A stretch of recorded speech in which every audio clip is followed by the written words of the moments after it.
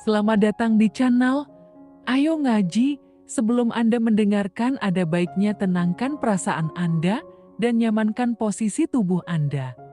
Jangan lupa disertai juga dengan mengucapkan basmalah. Selamat mendengarkan. Tadi dalam paparan Buya itu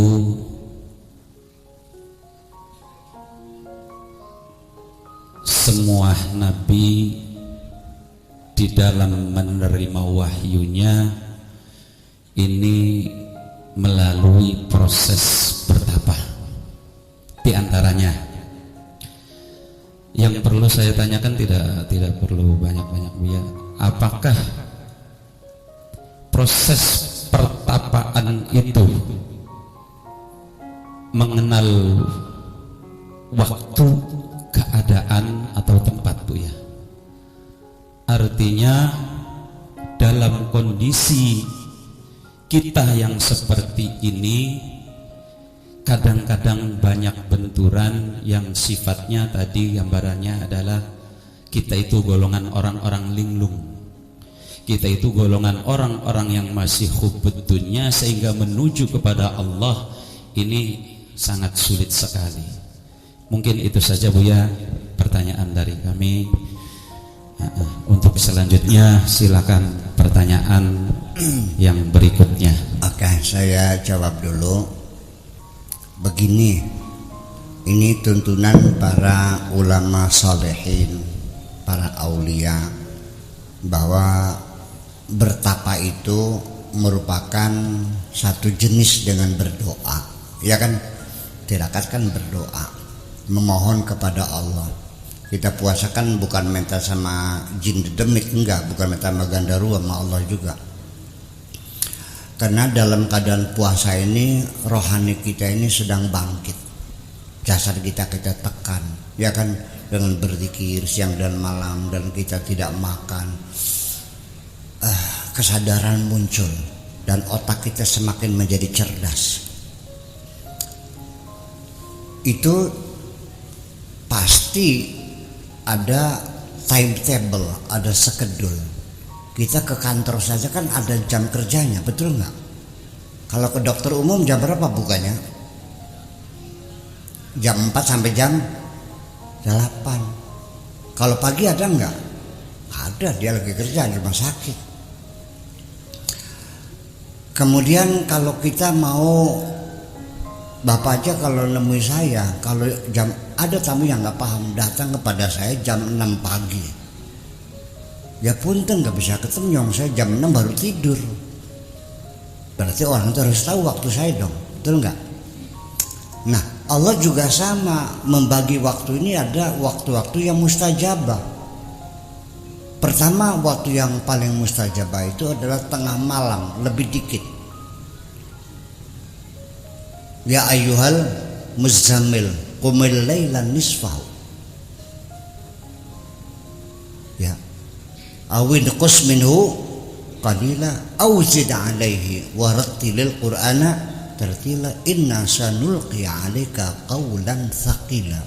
Qawlan thaqil ini satu wahyu, satu intuisi sangat besar sekali dan menjadi berat bagi kita. Itu di tengah malam jam 2 lebih sedikit, berarti 1:30 atau tambah dikit lah sampai jam 3, nggak ada masalah. Itu waktu yang mustajabah. Kemudian ada lagi waktu yang mustajabah itu sebelum fajar, itu waktu mustajabah. Kemudian juga ba'da maghrib itu mustajabah. Nah, kalau hari Jumat ada lagi waktu mustajabah itu bainal khutbatain. Ya, udah paham semua Pak ya? Antara khutbah ula, khutbah tsaniyah itu waktu mustajabah. Tempatnya ada nggak? Ya ada dong. Tempat yang mustajabah itu adalah di tempat-tempat yang mendapat barokah dari Allah, yang ditunjuk Rasulullah. Kalau di Makkah ya di Babu Salam, di Hijr Ismail dan sebagainya. Kalau di Madinah di mana? Di Raudhah, betul nggak? Nah, kalau di luar kota Mekah, di masjid, itu tempat yang paling mustajabah di masjid. Tetapi masjidnya jangan masjid yang baru, masjid yang lama, yang kira-kira sudah dipakai sholat beratusan tahun. Ada nggak di sini? Di Cirebon ada, di Kasepuhan ya, itu. Nah, kemudian di mana tempatnya? Tempat yang paling mustajabah di Masjid Kuna itu, yaitu di depan mimbar bergeser ke kanan sedikit. Itu yang paling mustajabah. Iya, waktu, tempat dan sebagainya. Kalau waktu per hari. Nah, kalau per tahun gimana? Waktu mustajabah itu adalah bulan Ramadan, bulan haji, ya kan gitu, sama bulan Rajab. Itu. Nah, saya kira itulah waktu-waktu mustajabah. Maka saya sendiri juga uzlah itu masuk pada bulan haji, di awal sampai kapit sampai 10 Dzulhijjah. 1 tanggal 1 Dzulqa'dah sampai 10 Dzulhijjah. Selesai Idul Adha kita pulang semuanya. Jadi ada waktu dan ada tempat yang istimewa. Dan itu kalau mau mustajabah ya begitu aja. Tetapi kalau orang mau enggak bisa semuanya, ud'uni astajib lakum, aina ma kuntu aina ma tuwallu wujuhakum fatam wajhallah. Iya betul, enggak salah ngapa.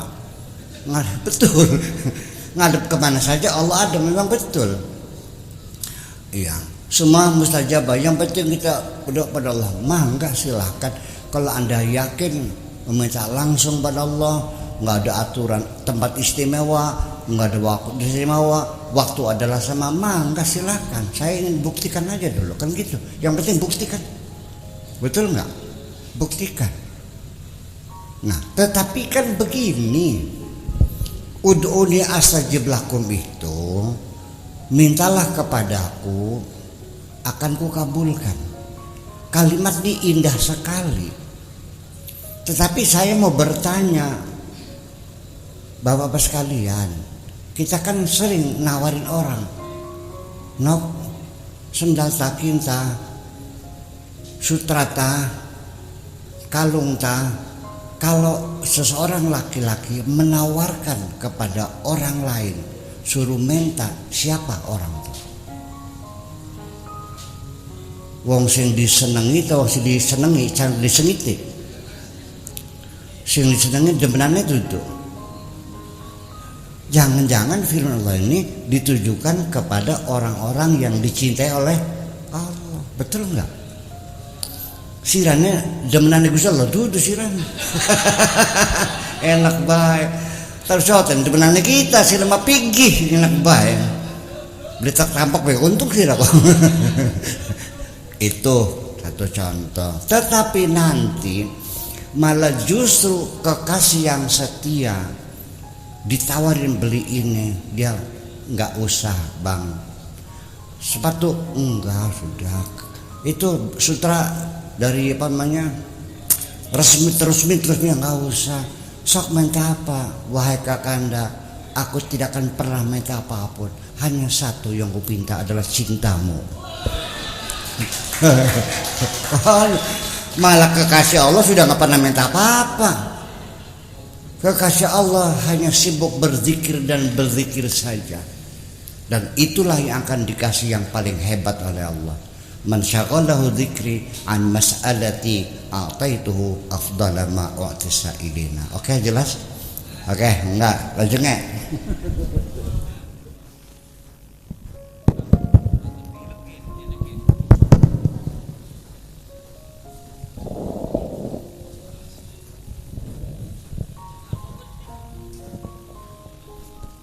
Assalamualaikum warahmatullahi wabarakatuh. Pangapunten singkat. Oh ya. Saya membaca di dalam kitab Fathur Rabbani,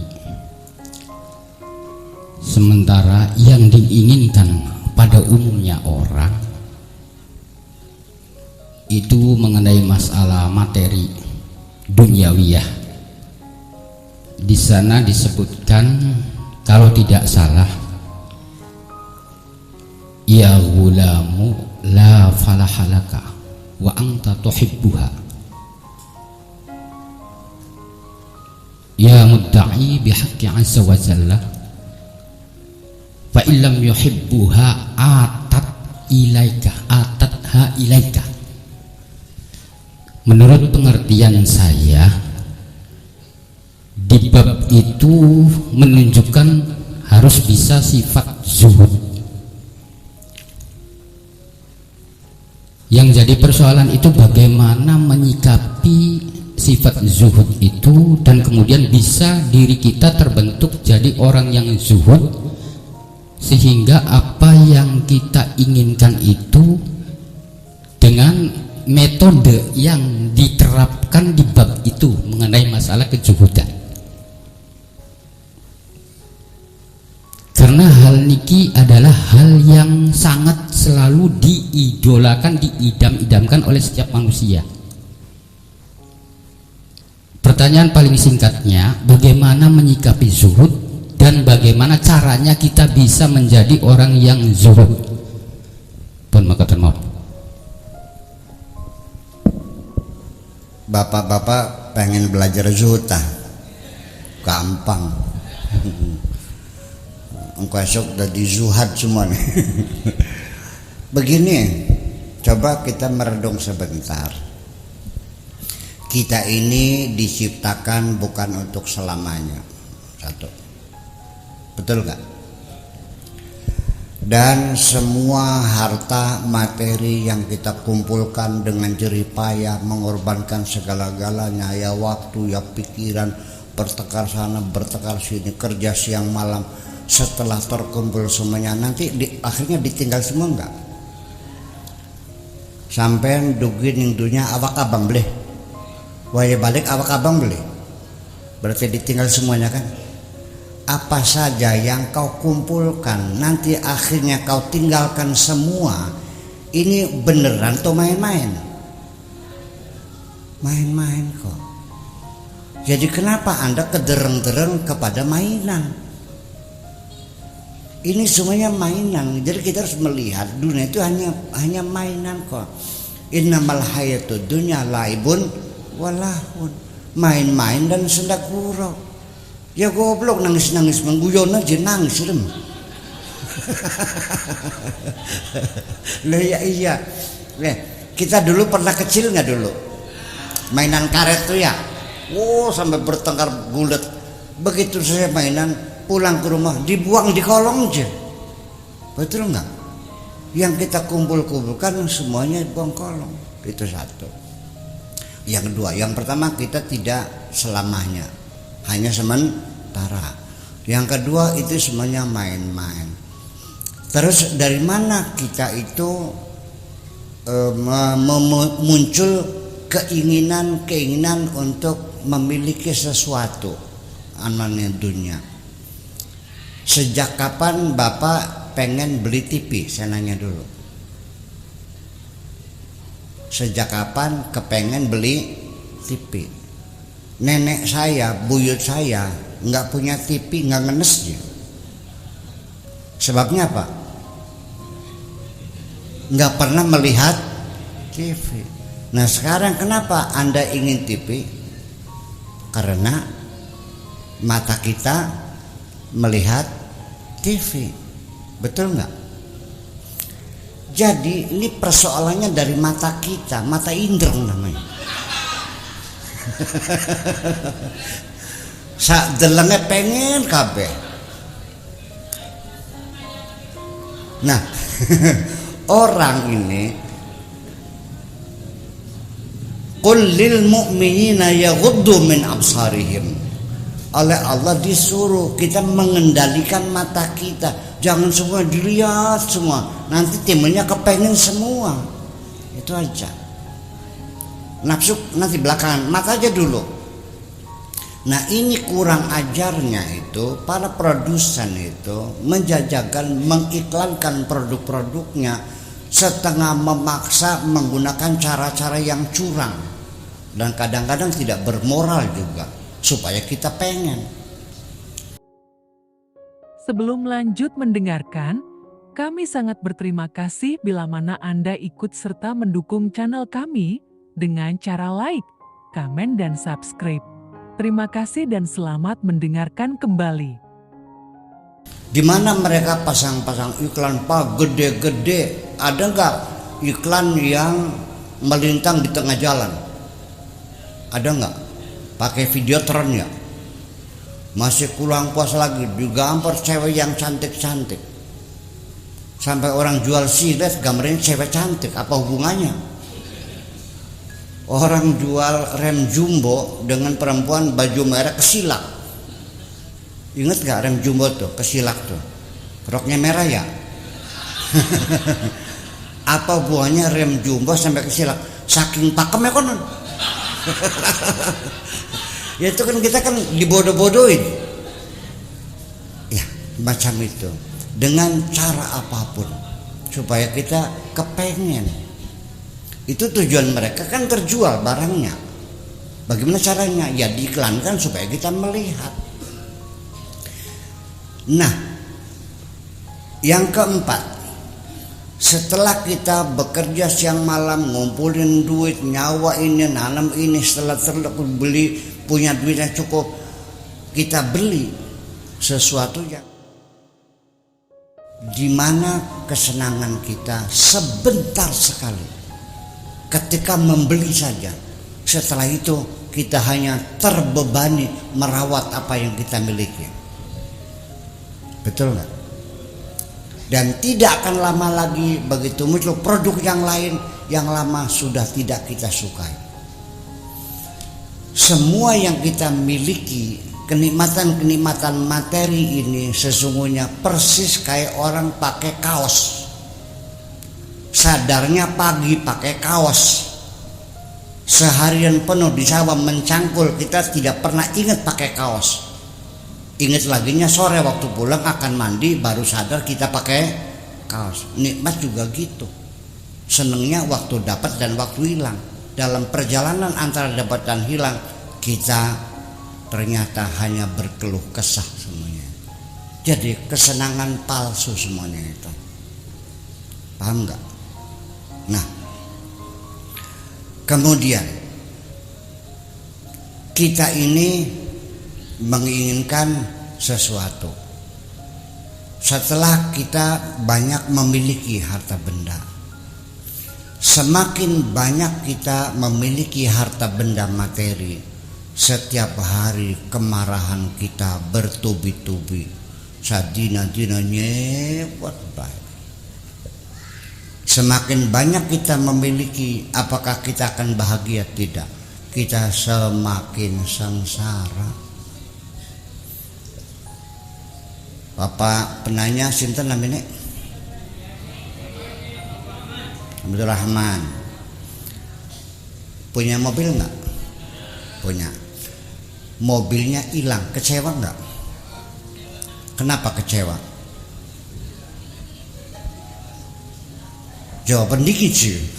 Kenapa? Kenapa sampean kecewa mobilnya hilang? Apa? Mobilnya bagus. Bahkan mobilnya beli bagus kecewa beli. So kalau san manen kreditnya dorong pur bagus pur kreditnya kecewa beli. Mobilnya mumungnya lemah duit seru kecewa beli. Kalau yang hilang mobilnya camat kecewa nggak? Kalau yang hilang mobilnya camat kecewa nggak? Sebabnya tidak kecewa kenapa? Bukan mobilku. Kecewa itu karena Anda merasa memilikinya. Semakin banyak Anda memiliki dan semuanya tidak pernah abadi dan pasti akan hilang, berarti semakin banyak memiliki Anda semakin banyak kecewa. Wes, kin mah akal-akalan bedingin. Terus kintu lu medut apa kalau kita?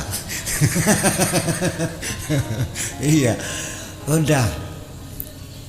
Ternyata ada orang di alam dunia yang hidupnya tidak pernah kecewa. La khaufun alaihim walahum yahzanun. Namanya Bitarmi. Dia tidak pernah kecewa kehilangan mobil. Apa sebabnya? Nggak pernah kecewa kepaten laki. Sebabnya? Nah, nggak pernah kelenger karena rumahnya terbakar. Nggak pernah sawahnya dimakan kelowor. Jadi ternyata yang paling bahagia orang yang tidak punya apa-apa. Tuba liman hudiya lil Islam wa kana aishuhu kafafan wa qanaatan. Berbahagialah orang yang hidupnya tidak punya apa-apa. Oke. Pun jelas karita panikin mah. Gimana?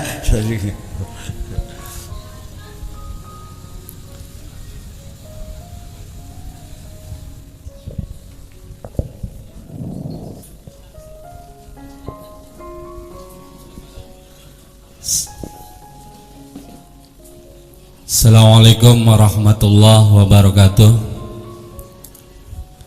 Ingkang kula hormati Profesor Dr. Buya Kiai Haji Buya Syakur. Alhamdulillah kula nami Abdullah Mubarak.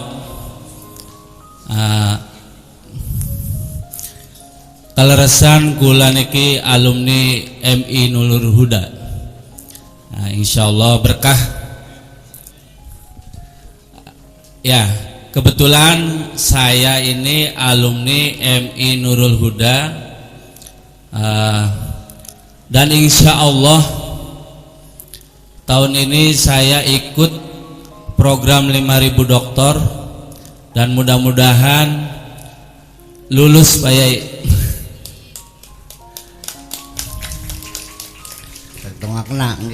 Amin. Kula niki rencange Kang Durtam, temennya Pak Durtam. Pak Sayyidi. Ya. Terkait pembicaraan tadi linglung, makanya saya menyediakan catatan. Jadi sebagai orang linglung, saya selalu kemana-mana bawa catatan. Biar besok ceramah Kiai Haji Buya Syakur, apa yang kurang akan saya cari sumbernya, gitu kan? Itu maksudnya. Ya. Pertanyaan pertama, orang memandang bahwa pendidikan umum adalah pendidikan yang dianggap kurang penting. Yang dianggap penting adalah ilmu agama itu sendiri. Kebetulan saya bidangnya umum, S1 S2-nya administrasi negara, dan insya Allah kalau lulus tahun ini saya akan melanjutkan administrasi publik di Undip Semarang, insya Allah, amin. Itu dalam rangka tadi biar tidak jadi orang linglung, ya, saya perhatikan banyak tenaga pengajar atau dosen yang melanjutkan S3, kuliahnya belum selesai, linglungnya ampun gitu, luar biasa. Itu mohon nasihat dari Buya. Itu yang kedua, banyak ceramah yang menjelaskan bahwa kullu mauludin yuladu alal fitrah ila akhir. Saya amati banyak mendefinisikan fitrah itu hanya suci, padahal saya pernah baca di Dictionary of Islamic Word, fitrah itu artinya natural disposition, tabiat yang alami, kecenderungan yang alami. Mohon penjelasan dari Buya, pengertian fitrah sesuai tadi, sebetulnya tadi sudah dijelaskan tapi secara lebih luas lagi itu. Yang ketiga,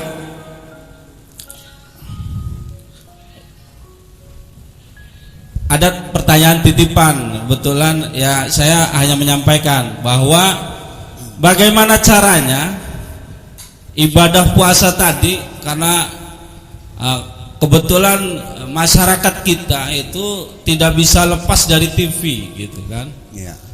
Ibadah puasa tadi biar lebih membekas dan secara pahala itu pahalanya maksimal itu. Cukup Bu ya, kurang lebihnya mohon maaf. Wassalamualaikum warahmatullahi wabarakatuh. Waalaikumsalam warahmatullahi wabarakatuh. Pertanyaan pertama, bahwa ini konsep besar peradaban dunia yang dibebankan, diturunkan kepada Kanjeng Nabi Muhammad sallallahu alaihi wasallam. Tidak bicara demokrasi, keadilan sosial, kesehatan, enggak. Yang pertama kali adalah cerdaskan masyarakatmu. Ini satu bukti bahwa turunnya surat Iqra ini skala prioritas. Sebab orang kalau sudah pintar itu tidak mungkin akan bisa dibohongi dan tidak mungkin bisa dipaksa-paksa, betul nggak? Jadi sesungguhnya ya harus pintar dulu.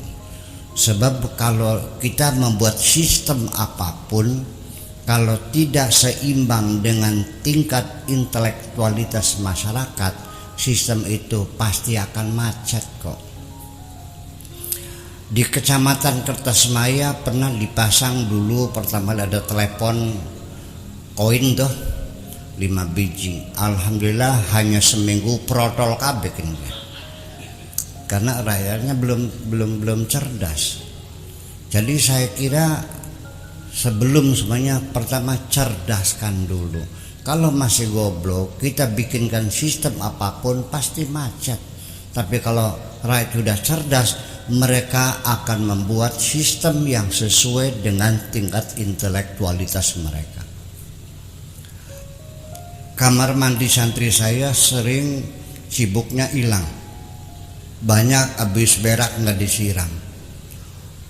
Peraturan di habis berak harap disiram, tetap. Habis kencing disiram, tetap. Dilarang bawa gayung, hilang juga. Diikat sama tambang, digunting, dipaku di tembok, dibedol. Tapi di pendopo nggak ada gayung hilang. Kenapa? Karena penduduknya sudah orang-orang pinter-pinter, paham nggak? Itu. Nah, tetapi ketika Iqra di situ Kanjeng Nabi suruh belajar, suruh mencari ilmu.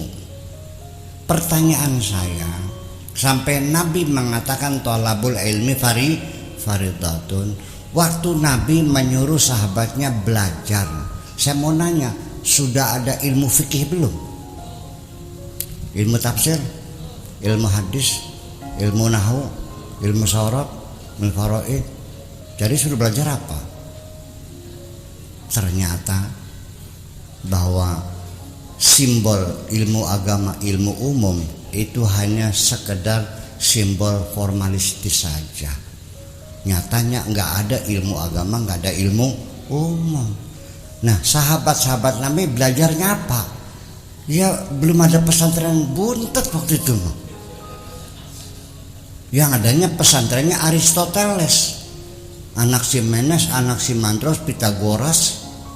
Ya, belajarnya ke Persia, belajar tata negara, belajar administrasi negara, belajar pengairan, belajar ke Mesir, belajar ini, itu yang pelajari.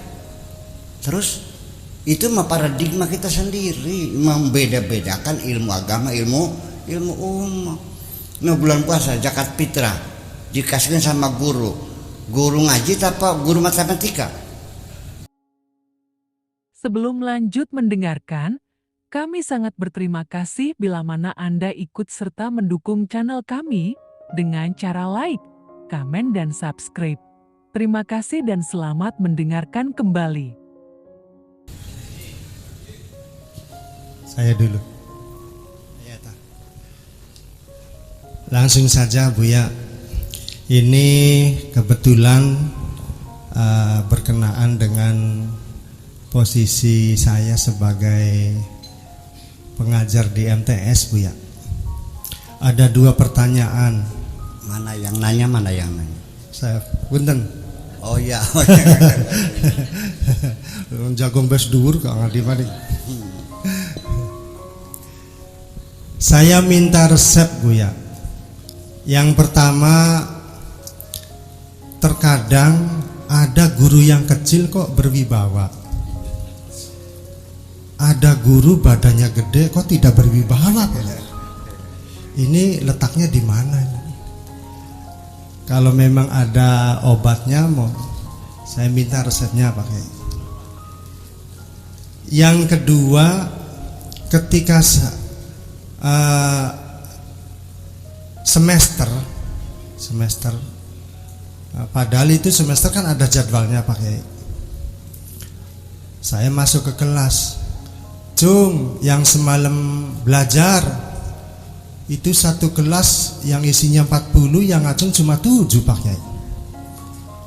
Berarti yang 33-nya nggak belajar Pak Kiai. Persoalannya bagaimana ini supaya anak ini punya minat belajar, minat baca yang tinggi Pak Kiai. Padahal menurut saya ini sudah berjuang luar biasa supaya anak ini memacu supaya dia tuh hobi baca, dari mulai menyediakan buku, kemudian waktu yang ketika kosong dia harus baca buku. Itu Pak Kiai. Saya minta saran dan masukannya Pak. Sekian, wassalamualaikum. Nggih. Kalau orang kecil itu indah, little is beautiful. Dan di dunia banyak orang-orang hebat itu posturnya kecil. Aristoteles kecil, Habibie kecil, Yusuf Kala kecil, Buya Sakur kecil.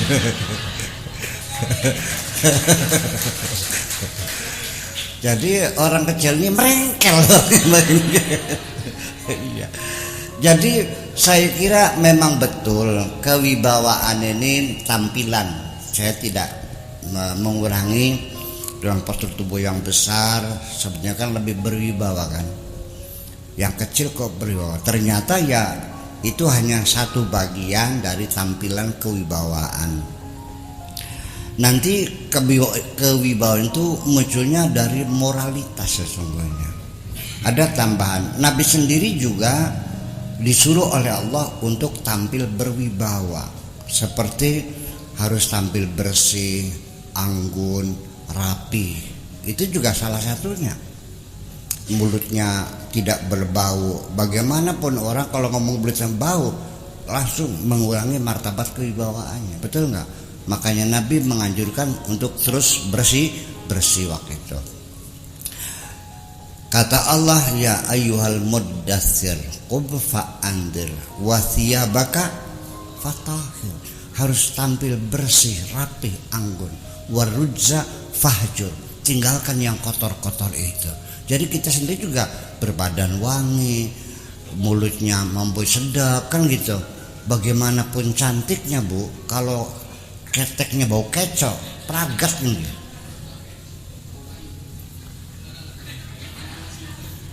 Orang doyan. Iya, itu makanya jadi kebersihan salah satunya. Kemudian postur tubuh memang betul. Dan ini ada lagi namanya human relation. Bagaimana dia membangun komunikasi yang baik. Bahwa kewibawaan Kanjeng Nabi bukan hanya tampilan orangnya ganteng, tapi juga kebersihan. Nabi sendiri itu sehari-hari di kantongnya ada 3, siwak, sisir, dan kaca selalu di kantongnya. Jadi setiap akan menemui orang, Kanjeng Nabi selalu bercermin dulu. Barangkali rambutnya kurang rapi, dirapihin. Itu penting sekali. Jadi kayak selebritis lah gitu. Iya, kaca, sisir perbaiki, gigi, rambut, penampilan semuanya. Bahkan para sahabat sendiri itu mengatakan kalau habis salaman dengan kanjeng Nabi itu bau wanginya seminggu nggak hilang-hilang. Bahkan kalau Nabi itu masuk satu ruangan, ya pernah Nabi masuk, itu gelombang aromanya masih ada di situ. Kayak apa Nabi itu.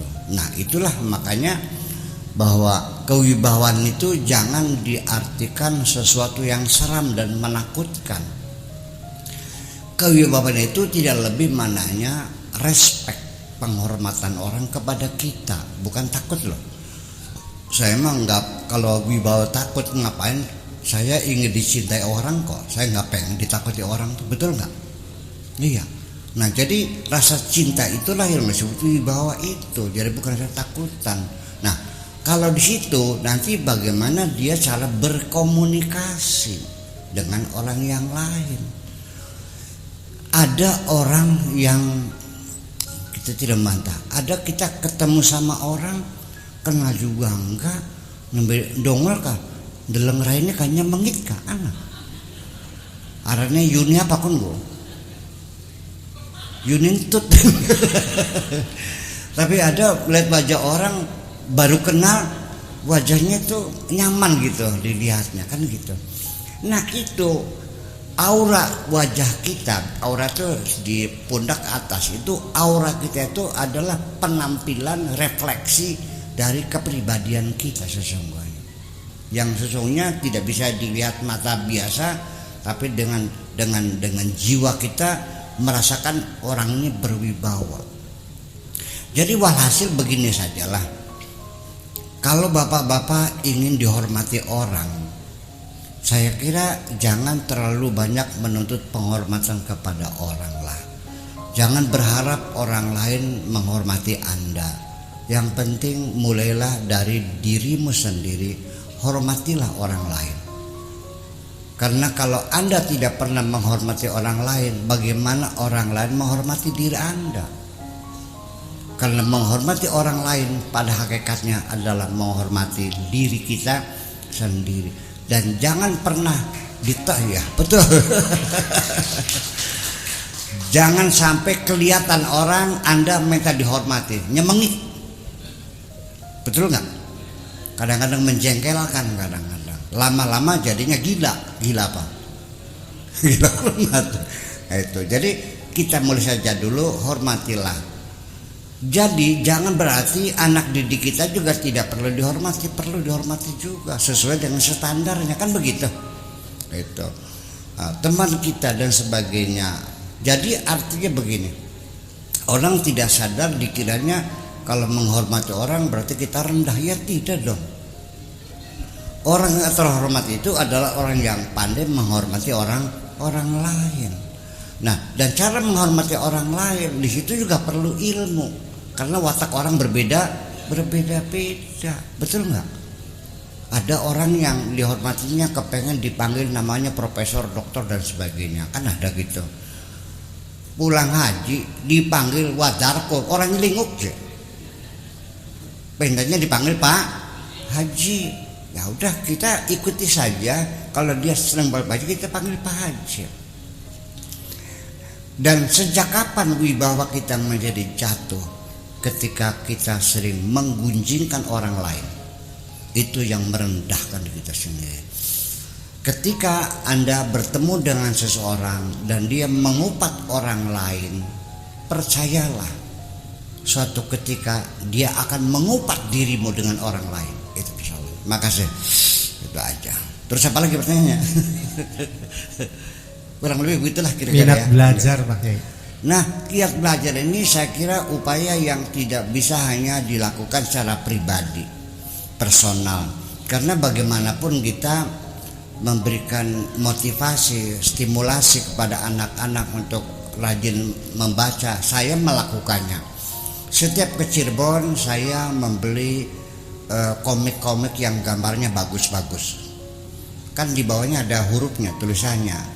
Kalau beli buku gambarnya jelek, nggak mungkin anak saya melihat gambar itu. Sebelum membaca kita kasih gambar-gambar yang bagus. Itu aswar al-musyawwiqah yang memberikan merangsang anak-anak kita membaca dengan kalimat-kalimat pendek itu. Sering kita belikan buku-buku yang bagus, gambar-gambar yang bagus supaya digemar membaca. Tetapi ini terbatas. Pada akhirnya kebijakan publik itu harus didorong oleh pemerintah supaya bangsa kita ini gemar membaca. Karena bangsa kita ini belum gemar membaca, maka ketika mensosialisasikan undang-undang, peraturan, kebijakan pemerintah, kabupaten saja, saya keliling menemui masyarakat, kadang-kadang 1 bulan muter-muter untuk menyampaikan.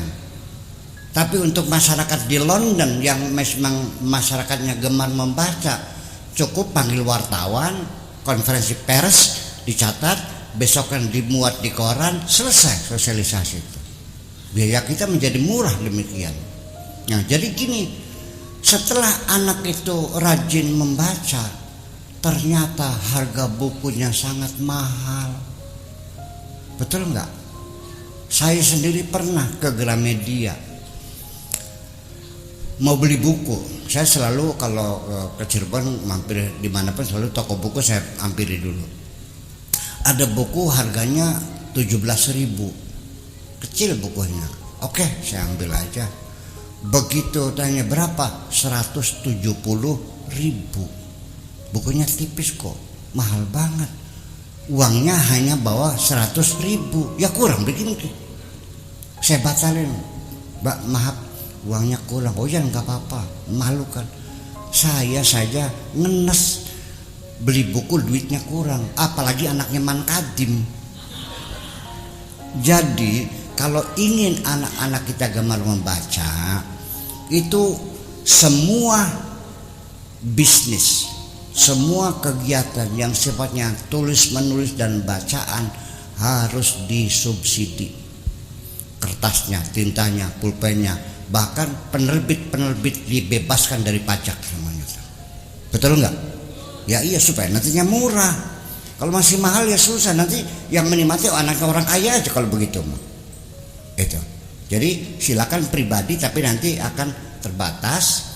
Ya kan gitu, silakan mendorong mereka untuk baca. Ya salah satunya adalah perpustakaan sekolah juga harus nyaman, pakai AC, ya kan begitu. Kemudian taman bacaan ada enjot-enjotannya, ada geyong-geyongannya, iya, supaya anak-anak itu bermain dengan membaca. Banyak, nggak kurang akal saya mau untuk ngomong itu tuh. Tapi tetap nantinya akan terbatas, bahwa nanti yang bisa menikmatinya ketika orang sudah semangat membaca banyak, tiap hari harus beli buku, dari mana duitnya kalau mahal, gitu kan. Anda telah mendengarkan hingga selesai. Semoga video ini bermanfaat untuk Anda. Semoga kita selalu berusaha untuk bisa bertaubat kepada Tuhan dan selalu dalam ampunan Allah Azza wa Jalla. Terima kasih.